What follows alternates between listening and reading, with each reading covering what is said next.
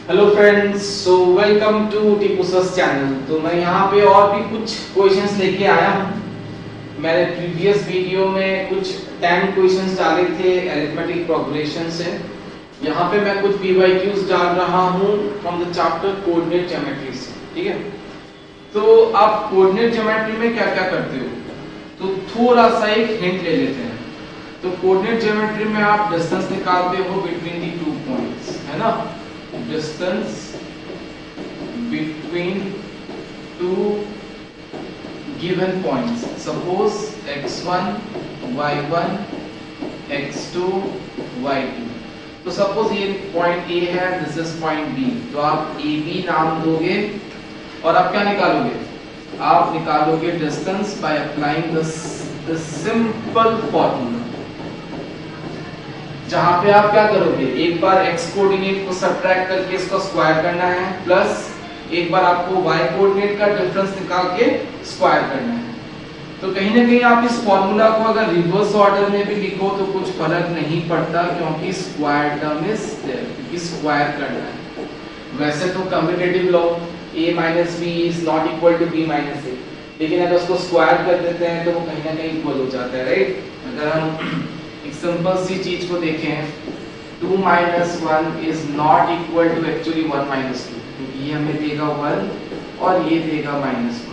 लेकिन जैसे ही हम दोनों को स्क्वायरिंग करते हैं तो ये इक्वल हो जाता है, क्योंकि ये तो 1 है और ये भी 1 हो जाता है ना। क्योंकि नेगेटिव का स्क्वायर हमें पता है कि 1 हो जाता है, ठीक है। तो यहाँ पे हम अगर स्क्वायर करते हैं यानी कि सप्लिंग करते हैं तो कोई इश्यूज नहीं है। इस क्या ध्यान रखना है आपको कि difference of x coordinate whole square plus difference of y coordinate whole square। आप x1 - x2 करो या x2 - x1 करो, इससे कोई फर्क नहीं पड़ता। लेकिन नॉर्मली हम ये मान के चलते हैं कि फाइनल माइनस इनिशियल, तो काइंड ऑफ x2 - x1 ज्यादा करते हैं, पर ऐसा कोई रिस्ट्रिक्शंस नहीं है, ठीक है। अंडर रूट है यानी कि कभी भी अंडर रूट नेगेटिव वैल्यू नहीं आएगा। अदरवाइज आपने क्वाड्रेटिक में सीखा है अंडर रूट नेगेटिव मतलब वो रियल नंबर्स है ही नहीं, और हमारा क्लास 10 9 जो भी है ये सब रियल वैल्यू के ऊपर ही चलता है, ठीक है।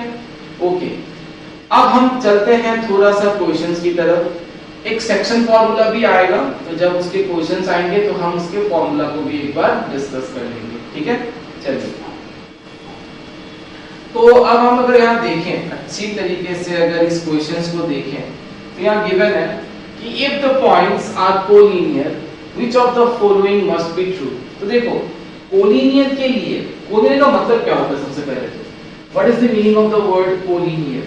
collinear का मतलब ये होता है कि at least कम से कम 3 points if they lie on the same straight line। हम 2 पॉइंट्स की बात नहीं करते, क्योंकि 2 पॉइंट्स जनरली हमें स्ट्रेट लाइन देता है। हम 3 से ज्यादा या 3 से ज्यादा पॉइंट्स अगर सेम स्ट्रेट लाइन में है, मान लीजिए कि फॉर एग्जांपल A, B और C अगर ये सेम स्ट्रेट लाइन में है तो हम कहते हैं कि ये पॉइंट्स क्या हैं, कोलिनियर हैं। तो उसका जो कंडीशन है वो क्या होता है, देखो कहीं ना कहीं हमें ये पता होता है कि इनका जो पार्ट है ये सपोज एक टुकड़ा है part 1 and this is another one suppose part 2, so sum of the parts should be equal to whole. अब ये जरूरी नहीं कि हमेशा AB + BC होगा। अब मान लीजिए कि अगर बीच वाला पॉइंट अगर मान लीजिए C होता तो ऐसा भी तो हो सकता है, ठीक है नहीं। तो यहाँ पे क्या बन जाना है, sum of the parts is equal to whole. तो कहीं ना कहीं आपने को ये चीज देखना है कि अगर 3 पॉइंट्स गिवन है, सपोज यहाँ पे मान लेते हैं कि दिस इज A यहाँ पे गिवन है, दिस इज B गिवन है और यहाँ पे C गिवन है। तो कहीं ना कहीं हम ये मान के चलते हैं कि हम AB, AC और BC निकालने वाले हैं, ठीक है।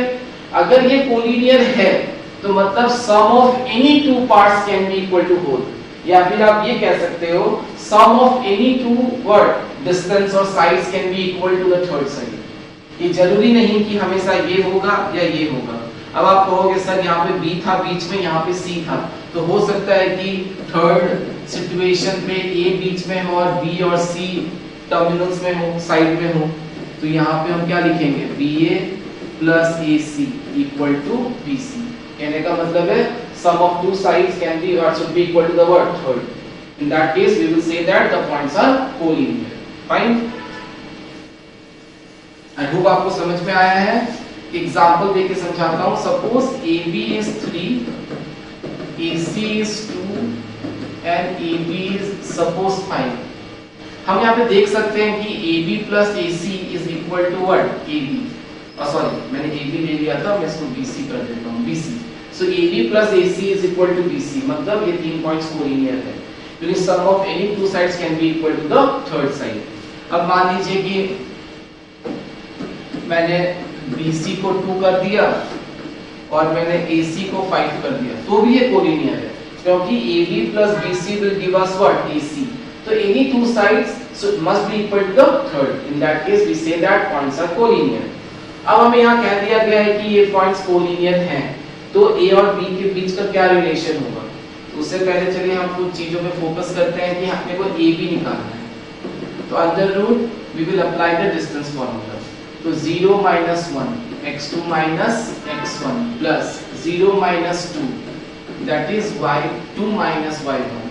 तो ये हमें देगा 0 minus 1 is minus 1 का स्क्वायर is प्लस -2 का स्क्वायर इज 4. तो ये अपने को देगा √5. फिर हम निकाल देते हैं AC. अब AC पे फोकस कीजिए. x2 minus x1. एक्चुअली में ना कोलिनियर का सबसे इजीएस्ट फॉर्मूला निकालना होता था एरिया ऑफ ट्रायंगल इज 0, लेकिन वो सिलेबस से हट गया है, इसलिए हम उस पे फोकस नहीं कर रहे हैं. वरना एरिया ऑफ ट्रायंगल अगर 0 है तो हम कह सकते हैं कि पॉइंट्स आर कोलिनियर. लेकिन क्योंकि वो फॉर्मूला नहीं है, इसलिए मैं sum of two parts equal to the third वाला लेके चल रहा हूं. तो देखते हैं क्या कर सकते हैं. a-1 होल स्क्वायर, फिर आपका यहाँ पे हो गया b-2 होल स्क्वायर. ठीक है, इसको इतना तक ही रखते हैं और सॉर्ट आउट कर लेंगे बाद में. BC क्या होगा? तो this is BC a-0 whole square plus b-0 whole square. तो ये तो सिंपल है, a² प्लस b². इसको भी अगर आप सिंपलीफाई करो तो you will gate a² minus 2a plus 1. अक्सर बच्चे को मैंने मिस्टेक करते देखा है. a-1 होल स्क्वायर को लिख देते हैं a² माइनस 1².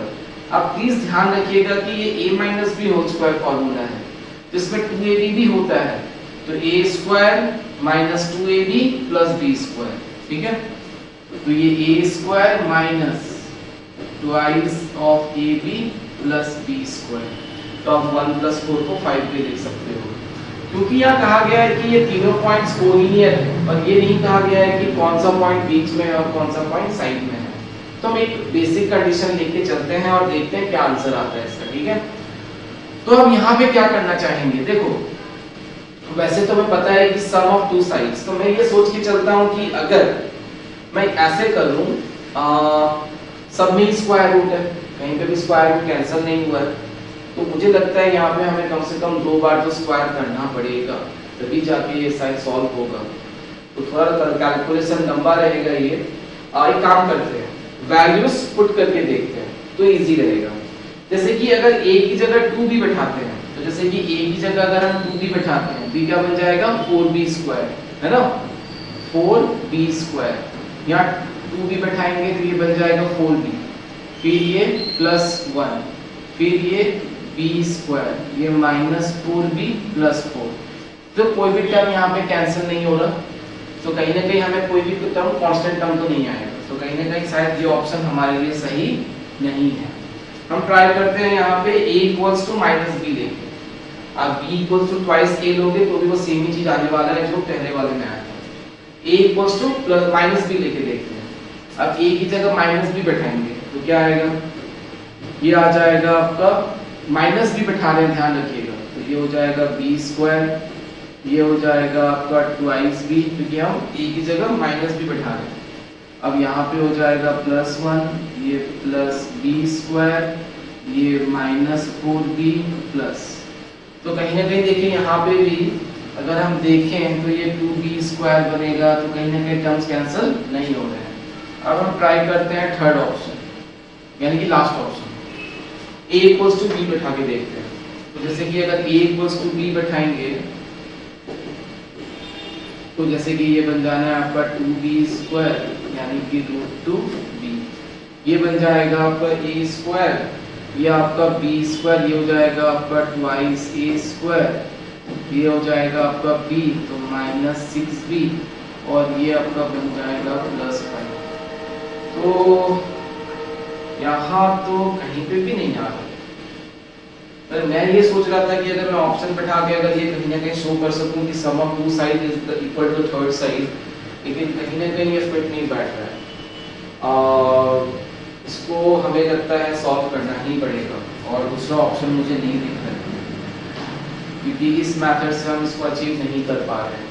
चलो करके देखते हैं, है ना। करने में तो मजा है, जो मैथ्स में जो मजा है ना वो यही है कि जब वो चैलेंज करता है आपको।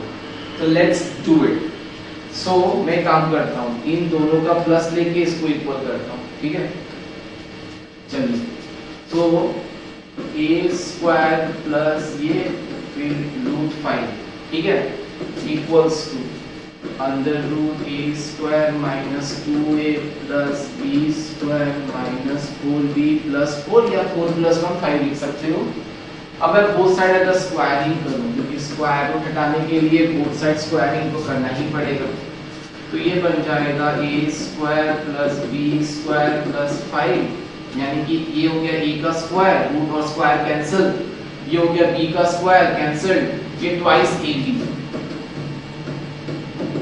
ये ट्वाइस ab, ये अपना जैसा है वैसा लिख देते हैं, प्लस माइनस 4b प्लस 5, है ना।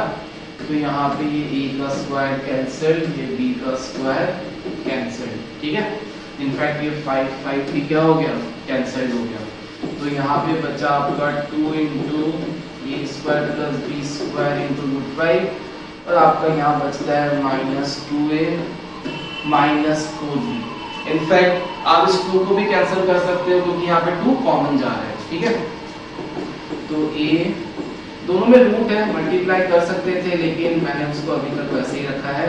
2 को हटा दिया तो -a माइनस 2b, राइट। अब इस स्क्वायर रूट को अगर हटाना हो तो फिर से स्क्वायरिंग करना पड़ेगा। तो फिर से अगर स्क्वायरिंग करते हैं, तो फिर से स्क्वायरिंग, अगर ये एरिया ऑफ ट्रायंगल का कांसेप्ट लेते हैं ना, बहुत जल्दी से आंसर आ जाता है इसका। तो ये कहीं ना कहीं क्या हो जाएगा, a² प्लस b² × 5, ये आपका a माइनस b² का फॉर्मूला, a² प्लस, क्योंकि पहला वैल्यू माइनस है तो माइनस माइनस प्लस हो जाएगा, तो ये हो जाएगा 4ab प्लस 4b², ये 5a², ये 5b², ये a, ये 4ab प्लस 4b²। अब हम करते हैं कि लाइक टर्म्स को शिफ्टिंग करके देखते हैं कितना सॉर्ट आउट हो सकता है। तो आप सॉर्ट आउट करोगे तो कितना हो जाएगा, 5a² माइनस दिस 4a², ये उधर शिफ्ट करेंगे -4ab, 5 minus this will give us +b², ठीक है। तो कहीं ना कहीं ये 2a माइनस b का होल स्क्वायर देगा। हमने जो ऑप्शन नहीं देखा वही करेक्ट आ गया देख रहे हो। तो देखिए मैंने ये ऐसा क्यों किया, मैंने थर्ड ऑप्शन मैंने सेकंड ऑप्शन क्यों नहीं मतलब चेक नहीं करा। देखो मैंने सेकंड ऑप्शन इसलिए चेक नहीं किया क्योंकि मैं चाहता था कि मैं आपको उसको कैलकुलेशन के जरिए दिखाऊं, समझ रहे हो, मैं कैलकुलेशन के जरिए दिखाऊं, इसलिए मैंने ये ऑप्शन सेलेक्ट नहीं किया। तो कभी-कभी क्या होता है, हम ऑप्शन से भी आंसर को निकाल तो सकते हैं पर हर बार ऐसा हो जरूरी नहीं, इसीलिए आप इसको सॉर्ट आउट करके जरूर देखें। और मैंने इसको वन साइड क्यों लिया, क्योंकि थोड़ा बड़ा था, लंबा था, तो मैंने सोचा चलो इन दोनों को प्लस करके इसको इक्वल कर देते हैं। तो आई होप कैलकुलेशन आपको समझ में आया होगा। मैं ये कैलकुलेशंस इस वीडियो के डिस्क्रिप्शन में लिंक डाल दूंगा, आप डाउनलोड करके देख सकते हो, ठीक है। अब आ गया मिड पॉइंट। मिड पॉइंट क्या होता है, हम सबको पता है मिड पॉइंट क्या है, किसी भी दो पॉइंट के एग्जैक्टली बीच वाला पॉइंट। तो मान लीजिए कि ये x1 y1 है और ये x2 y2 है, तो ऑफ कोर्स अगर इसके पॉइंट को ढूंढेंगे तो कैसे आएगा, sum of x coordinate divide by 2 sum of y coordinate divide by 2, है ना। अगर मान लीजिए कि स्टार्टिंग पॉइंट 0 किलोमीटर है और एंड पॉइंट 50 किलोमीटर आपने कवर करा, तो आपका मिड पॉइंट क्या हुआ 0 + 50 50 हुआ, 50/2 कितना हुआ 25। तो कहीं पे भी आप देखो तो मिड पॉइंट क्या होता है sum of the extreme points divide by 2। तो x के लिए x को प्लस करके डिवाइड बाय 2, y के लिए y को प्लस करके डिवाइड बाय 2, यानी कि x1 + x2/2 y1 + y2/2। Is it okay? तो देखते हैं किस तरह से इस फॉर्मूला को हम अप्लाई कर सकते हैं। The midpoint P of the segment joining the points A -5, 2 and B that is 4, 6। तो इसका मिड पॉइंट जो है वो P है और वो जो P पॉइंट है वो गिवन है A/8, 4। ठीक है, तो इस लाइन का मिड पॉइंट अपने को गिवन है इनका चिका। अब हमें यहाँ निकालना है find the value of A। अपने को A निकाल के दिया है, तो सिंपल सी बात है, इसका जो x कोऑर्डिनेट है यानी कि A/8 वो क्या होगा sum of x coordinate divide by 2, है ना। x1 + x2 divide by 2 will give us the x coordinate of the midpoint, that is A/8 जो हमें गिवन है। तो अपने को कैलकुलेशन करना है 2 × 4, ये अपने को देगा -1, so A/4 is -1। Cross multiply करेंगे you will get -4, ये क्रॉस मल्टीप्लाई करोगे you will get here the answer as -4। I hope you have understood this। sum of x coordinate divide by 2। मान लीजिए एक रफ एग्जांपल ले लेते हैं, यहाँ पे b गिवन होता है और बोलते हैं फाइंड a and b। तो b कैसे आता, b is the y coordinate, तो sum of y coordinates यानी कि 2 + 6/2 क्या आता 4। अगर निकालने देखो, समझ में आ रहा है? तो चलिए आगे बढ़ते हैं हम। Find the distance between this if it is नहीं, यहाँ पे कुछ क्वेश्चन में गड़बड़ी है। Find the value of m if the distance between these 2 points 5, -3 and 13, m is 10 units। Units क्यों? क्योंकि वो सेंटीमीटर, मीटर, किलोमीटर कुछ भी हो सकता है। इसे कभी भी आपको डिस्टेंस निकालने दें तो आप हमेशा यूनिट लिखा करो, मतलब कि 10 यूनिट्स। एरिया निकालना हो तो स्क्वायर यूनिट्स। ये कोऑर्डिनेट ज्योमेट्री में फॉलो करना चाहिए, वरना हाफ मार्क्स पक्का कट जाता है। तो यहाँ पे बताया गया है कि इस 2 पॉइंट के बीच का जो डिस्टेंस है वो है 10 यूनिट्स, यानी कि AB is given 10। अब हम देखते हैं कि m की वैल्यू क्या होगी। तो आपको कुछ नहीं करना, जस्ट फॉलो द बेसिक्स। कैसे निकालते हैं डिस्टेंस वैसे ही निकालेंगे। अब यहाँ पे अपने को सॉर्ट आउट करके इक्वेशन आएगा linear quadratic, we will solve it to get the value of the unknown variable. तो यहाँ पे हम क्या करने वाले हैं 13 - 5 होल स्क्वायर m। ये बस केयरफुल रहिएगा, यहाँ पे m है तो मैंने लिखा m, करना अपने को माइनस है। फिर आप देखो कि वैल्यू क्या है -3। यहाँ पे ये एरर हो जाता है कि कभी कभार वो माइनस साइन छूट जाता है, क्योंकि फॉर्मूला में भी माइनस, वैल्यू पे भी माइनस, तो एक माइनस छूट जाता है। Be careful equals to 10। Square root को हटाना है तो बोथ साइड अपने को क्या करना है स्क्वायरिंग करना है। कोई कोई बच्चे क्या करते हैं यहीं पे इसको स्क्वायरिंग कर देते हैं, जैसे कि AB² इक्वल्स टू 10² कितना हो जाएगा 100। तो वो फॉर्मूला में स्क्वायर रूट लिखते ही नहीं है, पहले से ही स्क्वायर कर लेते हैं। फिर करना तो है ही अपने को पहले बाद में स्क्वायर रूट को हटाने के लिए। तो बहुत बच्चे इसको पहले कर लेते हैं, तो कोई प्रॉब्लम नहीं है, कर सकते हो। मैंने नहीं करा क्योंकि शायद किसी को समझ आए नहीं कि रूट कहाँ चला गया, डिस्टेंस फॉर्मूला में तो रूट होता है, ये कैसा वाला ढींका चिका हो गया। तो यहाँ पे अब अपने को देखना है कि आप स्क्वायर यहाँ करोगे या करोगे, या आपका चॉइस है, ठीक है। तो यहाँ पे मैंने स्क्वायर रूट डाला था, तो मैं यहाँ पे बोथ साइड स्क्वायरिंग करता और मेरा स्क्वायर रूट कैंसिल हो जाता, राइट। तो मैं मान के चलता हूँ मेरा स्क्वायर रूट ढिशुम हो चुका है। तो 13 - 5 is 8, 8 का square is 64, m minus minus is plus, तो m + 3 whole square equals to 100, क्योंकि अपने ने स्क्वायरिंग किया है बोथ साइड। अगर ये 2 मार्क्स का क्वेश्चन होता तो आपको यहाँ ब्रैकेट में लिखना होता है कि आपने स्क्वायरिंग किया है, ठीक है। अच्छा, अब आपको सॉर्ट आउट करोगे, इसको सॉर्ट आउट करके आप इसके वैल्यू को निकालोगे। तो लेट अस सी इसका वैल्यू क्या होने वाला है। सो 64, मैं थोड़ा स्लो ही कर रहा हूं ताकि आपको समझ में आए, वरना मैं स्टेप स्किप भी कर सकता हूं टाइम बचाने के लिए। तो पेशेंस रखिए, अपने को समझना है, सिर्फ आंसर के पीछे नहीं भागना है। तो यहाँ पे आपका हो जा रहा है 100 माइनस 64 कितना हो जाना है 36। ये हो जाएगा m square twice ab 2 into m into 3 6m plus 9 और ये आपका 64 minus 100 will give us minus 36 m square plus 6m ये आपको देगा माइनस 27 इक्वल्स टू 0। करना क्या है मिडिल टर्म, जो मैं एक्सपेक्ट करता हूं कि आप कर लोगे कि मल्टीप्लाई करने पे 27 into 1 27 माइनस करने पे 6 यानी कि 9 into 3। ध्यान रखिएगा m की वैल्यू नेगेटिव भी हो तो भी एक्सेप्टेबल है क्योंकि कोऑर्डिनेट्स कैन बी नेगेटिव। तो यहाँ पे देखते हैं क्या आएगा value m square minus plus minus 3 minus 27 तो ये हो जाएगा m plus 9 m minus 3 equal to 0।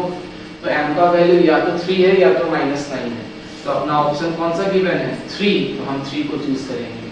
अगर 3 कॉमा अगर माइनस 9 होता तो हम दोनों वैल्यूज को एक्सेप्ट करते क्योंकि m कैन बी नेगेटिव और it is a coordinate graph, तो लेफ्ट राइट तो पॉसिबल है। ठीक है, सो आवर आंसर इज 3।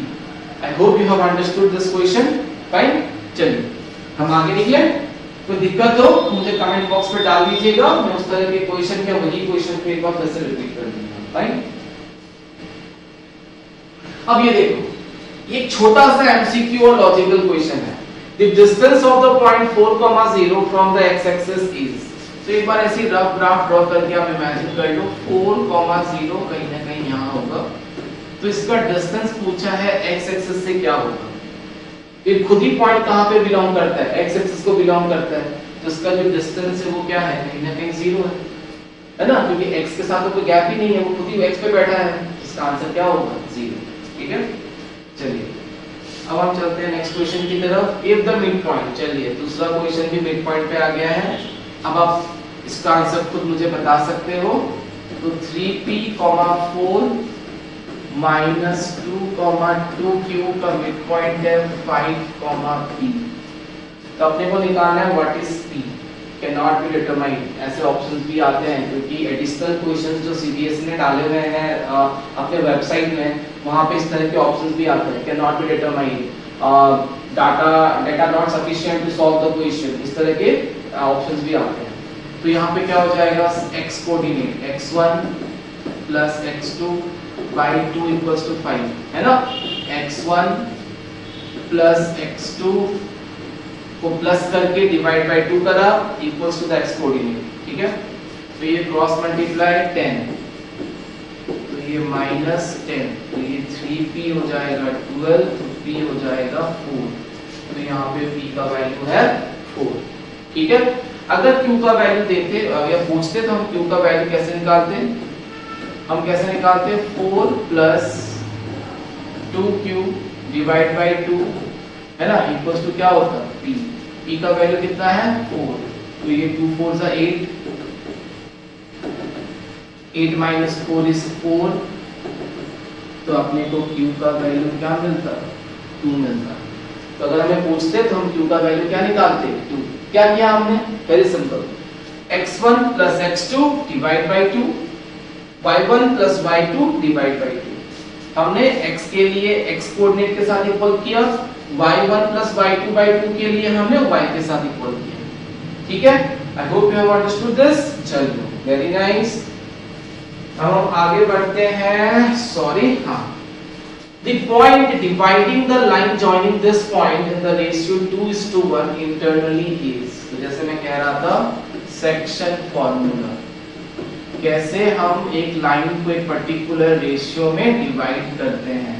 जैसे कि ये पॉइंट हो गया x1 y1 और ये पॉइंट हो गया x2 y2, अपने का कोऑर्डिनेट जो है जिसको हम पॉइंट ऑफ डिवीजन कहते हैं। इस पॉइंट को हम क्या कहते हैं, पॉइंट ऑफ डिवीजन। कभी कभी क्वेश्चन ऐसे देते हैं कि find the coordinates of point of division, मतलब उस पॉइंट के कोऑर्डिनेट्स को निकालना है जो इस लाइन को डिवाइड कर रहा है। क्योंकि ये पॉइंट P AB के अंदर है, बिटवीन कहीं पे है, तो हम इसको कहते हैं इंटरनली। एक एक्सटर्नल डिवीजन भी होता है जो हमारे सिलेबस में नहीं है, so don't worry for that, but ये इंटरनली इसलिए मेंशन होता है क्योंकि कहीं ना कहीं वो पॉइंट P AB के अंदर होता है। तो इसका फॉर्मूला क्या होता है?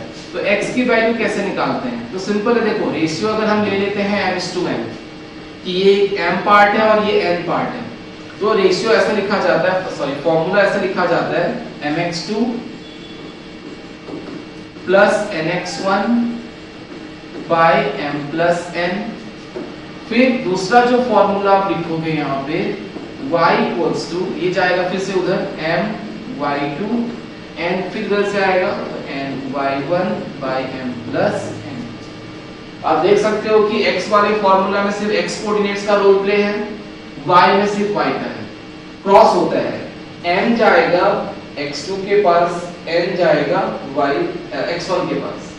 ठीक वैसे ही y वाले फॉर्मूला में m जाएगा y2 के पास, n जाएगा y1 के पास। तो ये है ढींका चिका वाला फॉर्मूला, जैसे हम कहते हैं सेक्शन फॉर्मूला। अब आप यहाँ पे देख सकते हो कि यहाँ पे गिवन है m/n, तो n का वैल्यू क्या हो गया 2, n का वैल्यू क्या हो गया 1। तो अब फॉर्मूला में m की जगह 2 बैठाने वाले हैं और n की जगह 1 बैठाने वाले हैं, और ये जो दो पॉइंट्स हैं ये क्या हो जाएंगे x1 by 1 और ये हो जाएगा x2 by 2, and you just need to put the values and you will get the answer। तो ये बहुत ही सिंपल है लेकिन बहुत ही इंपॉर्टेंट भी है। तो अगर हम इस क्वेश्चन के आंसर को देखें, देखिए मैं काफी कूल काम होके पढ़ा रहा हूँ, मैं बहुत हड़बड़ी में नहीं हूँ, क्योंकि मैं चाहता हूँ कि वो एक एक पॉइंट को एम्फसाइज कर सकूं। हाँ, मैं बहुत डिटेलिंग भी नहीं कर रहा हूँ, लेकिन जितना हो सके इस क्वेश्चन के लिए उतना मैं बताने की पूरी कोशिश कर रहा हूँ। तो अपने का फॉर्मूला क्या है x mx2, m की वैल्यू 2, x2 की वैल्यू क्या है 4, nx1, n की वैल्यू 1, x1 की वैल्यू क्या है 1। तो यहाँ पे कितना हो जाएगा 2 + 1, so 2 4s are 8, 8 + 1 is 9, 9 by 3 is 3। तो यहाँ पे देखिए एक स्मार्ट कैलकुलेशन अगर देखें तो ये ऑप्शन में होगा, फिर कहीं पे भी देखिए स्टार्ट में 3 नहीं है, फिर भी y की वैल्यू को निकाल लेते हैं, क्या पता कभी-कभी यहाँ 3,1 ऐसा भी हो सकता था ऑप्शन, तो अपने को चेक करना ही पड़ेगा कौन सा ऑप्शन करेक्ट है। So let us do it. So y m y2, m की value 2, what is y2 6, n is 1, y1 that is 3 by 2 + 1 m + n, ये m है ये n।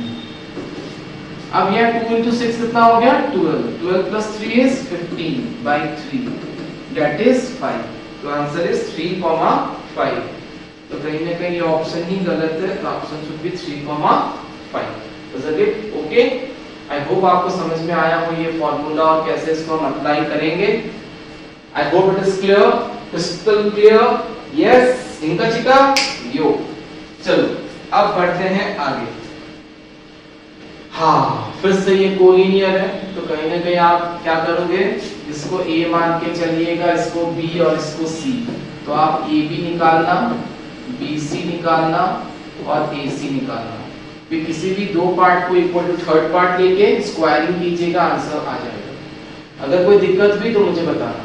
तो question number 7 is for you people self, आप जरूर करके comment box पे डालोगे।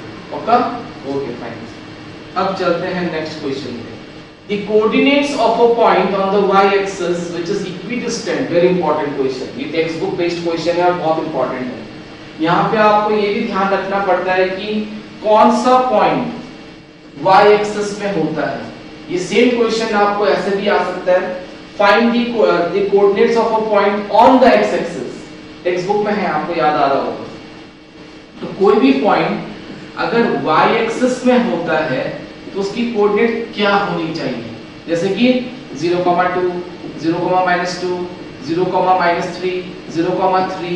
तो कहीं ना कहीं उस कोऑर्डिनेट का जो वैल्यू मतलब जो पॉइंट है वो होना चाहिए 0,y। y की वैल्यू कुछ भी हो, +2 ऊपर -2 नीचे, पर x की वैल्यू 0, क्योंकि ना राइट जाना है ना लेफ्ट जाना है, हमें एक्जैक्टली उस एक्सिस पे रहना है। अगर ये पॉइंट ऑन y एक्सिस का क्वेश्चन, सॉरी, अगर ये क्वेश्चन आता ऑन x एक्सिस, तो यहाँ पे क्या होता 2,0 माइनस 2,0 5,0 -5,0, तो कहीं ना कहीं ये आता x, 0, चाहे वो x नेगेटिव हो या पॉजिटिव हो फर्क नहीं पड़ता, y की वैल्यू 0 होनी चाहिए ताकि हम ना ऊपर जाएं और ना नीचे आएं, एग्जैक्टली हम x पे ही रहें। ठीक है, तो फिलहाल क्वेश्चन हमको गिवन है y एक्सिस के लिए, तो मान के चलते हैं let the point be on y axis be like point P with coordinate 0, y which is equidistant from the 2 points, suppose A -5, -2 and 3, 2। इस तरह से डायग्राम बना लीजिएगा तो काफी सिंपल और इजी टू अंडरस्टैंड हो जाता है। अब ये जो पॉइंट P है जो कौन से एक्सिस में है, y में है, वो इन दो गिवन पॉइंट से इक्विडिस्टेंट है, मतलब PA and PB are equal, isn't it? तो कहीं ना कहीं हम यहाँ पे क्या मान के चलते हैं कि PA and PB are equal, fine. Sorry कम आ गया था तो मैं काफी हद तक संभाल लिया है। ठीक है, तो कहीं ना कहीं हमें यहाँ पे क्या देना था, P जो इक्विडिस्टेंट है, तो हम यहाँ पे PA और PB को क्या करने वाले हैं, इक्वल करने वाले हैं। क्यों? क्योंकि वो इक्विडिस्टेंट है, सेम डिस्टेंस पे है, P पॉइंट सेम डिस्टेंस पे है। हम यहाँ पे पहले अगर स्क्वायरिंग कर लें तो किस चीज से बच जाएंगे, जो डिस्टेंस फॉर्मूला में स्क्वायर रूट आता है वो अपने को नहीं लिखना पड़ेगा। ठीक है, अब मैं स्क्वायर रूट नहीं लिखने वाला हूँ, तो क्या करने वाला हूँ मैं, अब इनको फॉर्मूला में डालने वाला हूँ। तो क्या हो जा रहा है 0 -5, अब अगर डायरेक्ट डालूं तो ये +5 का स्क्वायर होगा, y ऑफ -2, ध्यान दीजिएगा y -2, तो ये हो जाएगा y +2 का स्क्वायर। अब यहाँ करोगे तो 0 -3 यानी कि -3 का स्क्वायर है ना, फिर ये हो जाएगा y -2 का स्क्वायर। आप इसको सॉल्व कीजिए, है ना, कितना हो जा रहा है 25, ये y square plus 4y plus 4 9, ये y square minus 4y plus 4। तो आई होप आपको कैलकुलेशन दिख रहा होगा, अगर नहीं दिख रहा है तो आप प्लीज थोड़ा ध्यान दीजिएगा कि कैसे करना है। ये कैंसिल, 24 माइनस 9 इज 16, ये माइनस 8y, तो y की वैल्यू -2, तो we will get the value as y का -2। तो कौन सा आंसर करेक्ट है, ऑप्शन डी 0, -2। आपको सिंपली फॉर्मूला लगाना है, मैं पीडीएफ डिस्क्रिप्शन में दे दूंगा, आप डाउनलोड कर लेना, लेकिन आपको फॉर्मूला लगाना है, काफी टर्म्स कैंसिल हो जाएंगे and you will get the answer as y -2। ठीक है, यानी कि the coordinate is 0, y 0, -2। Fine, चलिए और बस दो ही क्वेश्चन है। एरिया ऑफ ट्रायंगल, हम इसको एक बार के लिए इग्नोर करेंगे क्योंकि ये एरिया नॉर्मली हमें नहीं चाहिए होता है, ये फॉर्मूला एक्चुअली हमें नहीं चाहिए, लेकिन आप इस क्वेश्चन को इग्नोर नहीं कर सकते कि आउट ऑफ सिलेबस है, क्योंकि एक लॉजिकल क्वेश्चन है। Coordinate 0, 0, this is the origin. Rough sketch बनाना है आपको, एक जेन्युइन ग्राफ नहीं प्लॉट करना, बस एक आइडिया के लिए 0, 3 कुछ ना कुछ यहाँ, 4, 0 यहाँ। आपको निकालना है इसका area, half into base into height, half, ये बेस कितना हो जाएगा 4 और ये हाइट कितना हो जाना है 3, सो ये 2, तो 6 स्क्वायर यूनिट्स, तो दिस इज द आंसर। तो जरूरी नहीं कि एरिया मतलब भी आउट ऑफ सिलेबस, ठीक है, जैसे मैंने कहा out of syllabus no, but again हमने देखा कि इसको लॉजिकली सॉल्व कर सकते हैं। ठीक है, so I hope you have understood.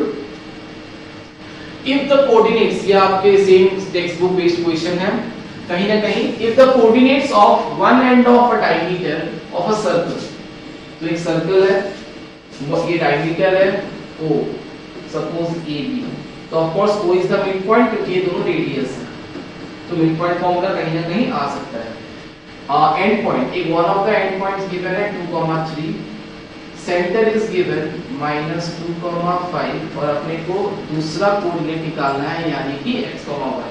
Find the other and, other and मतलब B पॉइंट, वही मिड पॉइंट वाला फॉर्मूला है। कहीं ना कहीं आपको समझना है कि O is the centre, these are the two radius, तो कहीं ना कहीं मिड पॉइंट और मिड पॉइंट का फॉर्मूला लगाएंगे, वेरी सिंपल। तो मिड पॉइंट फॉर्मूला में क्या आने वाला है यहाँ पे, सम ऑफ द x कोऑर्डिनेट यानी कि 2 + x by 2 equals to the x value, that is -2, so it is -4,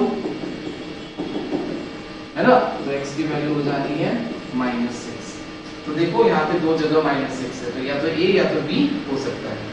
फिर दूसरा वैल्यू 3 y कोऑर्डिनेट के लिए 3 + y/2 equals to the y value that is 5। ये हो जाएगा 5 2 = 10, 10 - 3 is 7। तो अपना आंसर करेक्ट होगा -6,7। ठीक है। अब यहाँ पे y 5 2 = 10, 10 - 3 is 7। This is how we solve the questions from coordinate geometry। तो मैं कुछ और भी क्वेश्चंस लेके आऊंगा। बस वीडियोस को शेयर कीजिएगा, लाइक कीजिएगा, कमेंट कीजिएगा, ताकि मुझे मोटिवेशन मिले कि मैं आगे करता जाऊं। कोशिश करूंगा कि बहुत रेगुलर रहूं, काफी रेगुलर रहा हूं, सॉरी फॉर दैट, बट अब कोशिश करूंगा कि बोर्ड एग्जाम्स तक आपके लिए काफी क्वेश्चंस लाता रहूं, case based, reason assertion, MCQs या सब्जेक्टिव क्वेश्चंस किसी भी तरह से। क्योंकि देखिए एमसीक्यू सॉल्व कर रहे हैं, कहीं ना कहीं ये सब्जेक्टिव 2 मार्क्स के लिए भी आ सकते हैं। डिफरेंस यही होता है कि 2 मार्क्स में हमें स्टेप्स लिखने होते हैं, सॉल्यूशन दिखाना होता है, एमसीक्यूज में शायद नहीं दिखाना होता है ना, यही डिफरेंस होता है। सो चलो आज के लिए इतना ही, मिलते हैं नेक्स्ट वीडियो पे। तो करते रहना ढींगा चिका। Bye bye, take care.